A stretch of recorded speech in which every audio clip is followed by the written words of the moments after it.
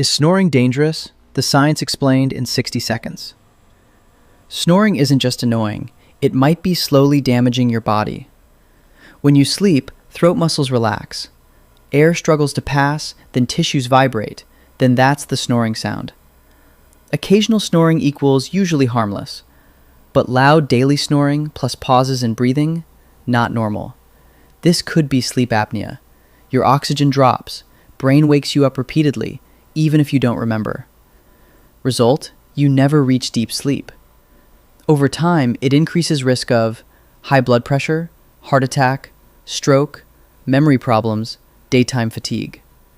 Red flags: morning headache, dry mouth, daytime sleepiness, partner notices breathing stops.